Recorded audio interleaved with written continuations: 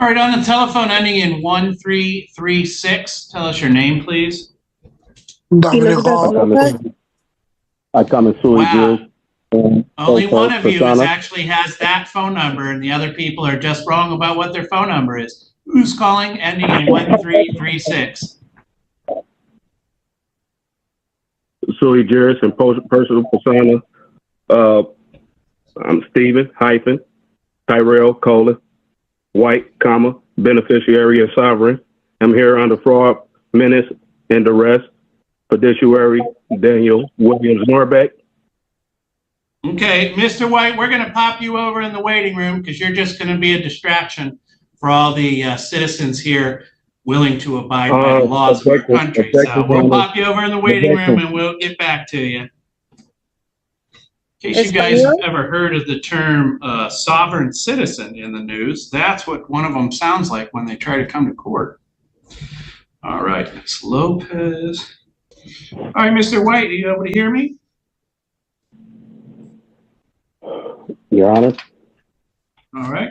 I'm going to read this to you so you understand what you're charged with. This says that on January 7th of this year on 2nd Street there in the city of Fenville, that you were driving while license suspended. That is a misdemeanor. It's punishable by up to 93 days in jail and or $500 fines and costs. Do you understand your charge? Objection, Your Honor. I do not. I do not understand my charges or okay. I'm going to mark you down as not guilty, and we'll set you for a jury trial. You can continue to. Your Honor. Your Honor. You practice in front of bench. You practice in front of bench. That's my job or my attorney job. I'm sui juris.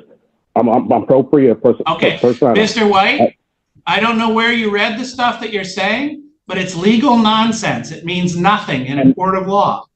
So if you're not willing to state that you even understand or recognize the authority of the court, my options are I can make you come in for arraignment and not give you a PR bond, and then you'll have to post bond to not sit in jail.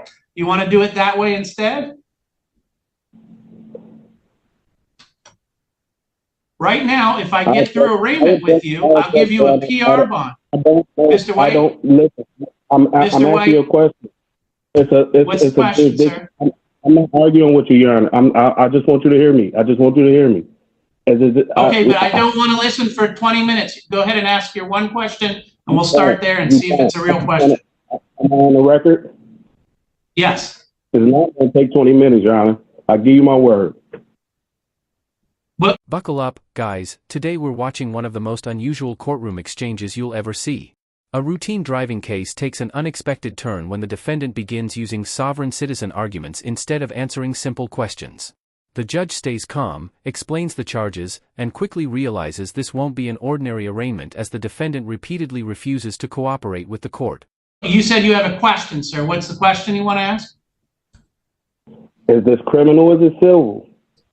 This is criminal, sir. It's punishable by up to 93 days in jail and or $500 fines and costs. Hey, if it's criminal, can I ask to dismiss the charge? Because at this point, the prosecutor, there's no sworn testimony. There's no sworn. It's because this is just arraignment, sir. What you're talking about is trial. That would be several steps down the road. Arraignment is just for you to make sure that you understand what you're accused of, what the penalty is, and for you to enter a plea. You're accused of driving while license suspended. I read to you what the possible penalties are, and I asked you if you wish to plead guilty or not guilty at this time. No, Your Honor, I'm a beneficiary and I'm a sovereign. I'm here under fraud, menace, okay, sir. Those sentences don't mean anything. They have no legal meaning whatsoever. It's guaranteed by my constitutional. So I've indicated that since you can't understand arraignment, I've entered a plea of not guilty on your behalf. I've set you for a jury trial. You can represent yourself free of charge, or you could hire an attorney. And now you must make a choice, sir, for bond. If we get through the arraignment with you on Zoom, I'm going to give you a PR bond, personal recognizance bond. That means you don't have to post any money. We're essentially trusting you that you'll keep coming back for your court dates. It is no driving without a valid driver's license. If you cannot get that far, in other words, if you really don't understand what's happening here, then I'm not going to allow you to be arraigned by Zoom. I'm going to set you for arraignment in person. And you will come to this courthouse. You will not get a PR bond. You will get a $300 cash or surety bond, meaning that you will need to post $300 in cash, or you will sit in jail from that day until your trial date.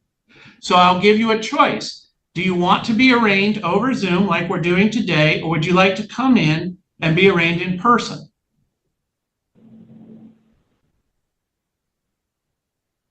Well, I object to all this, Your Honor, because at this point, I don't even understand the charges. I do not understand the charges. I'm not trying to. That's fine. No, sir, you're allowed to.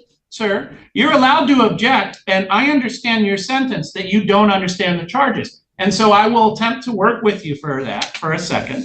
I'm going to read the charges to you, okay? This says that it takes place on January 7th of this year. You understand that, right? The date that I just read.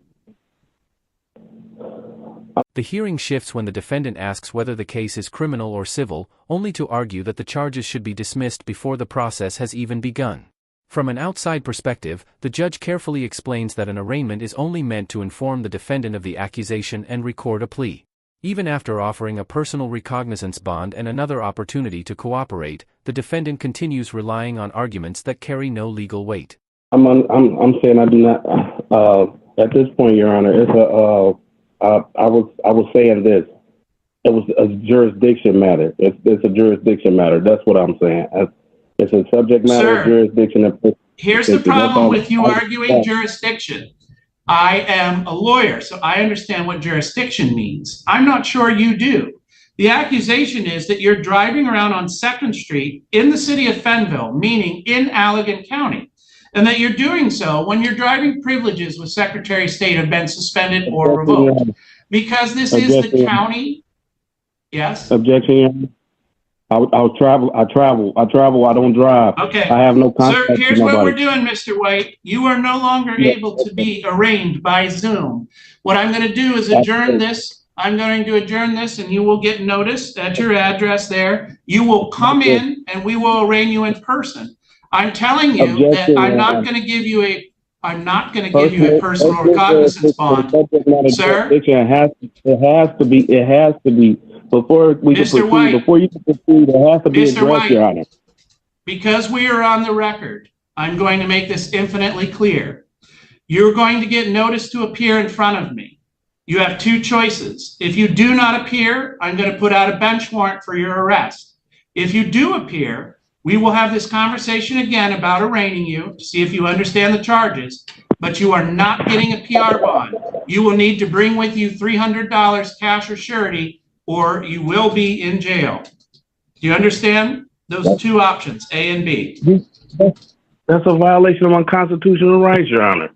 Well, no, it isn't, sir. So we're all set for today. We're done talking. We cannot make any progress. You will be asked to come in person for arraignment. You can either choose to come in for arraignment or you can choose to not be here. If you choose to not be here, a warrant will be entered for your arrest. And if you do choose to be here, make sure you bring that $300 because you're not getting a personal recognizance bond.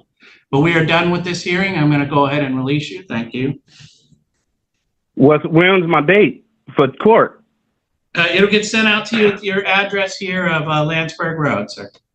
The situation reaches its conclusion when the defendant changes the discussion to jurisdiction and insists he travels instead of drives. Watching from the outside, it's clear the judge has exhausted every reasonable attempt to move the hearing forward. The Zoom arraignment is terminated, the free bond is revoked, and the defendant is ordered to appear in court with a cash bond or face a bench warrant if he fails to appear. Like the video, subscribe to the channel, and we'll see you in the next video.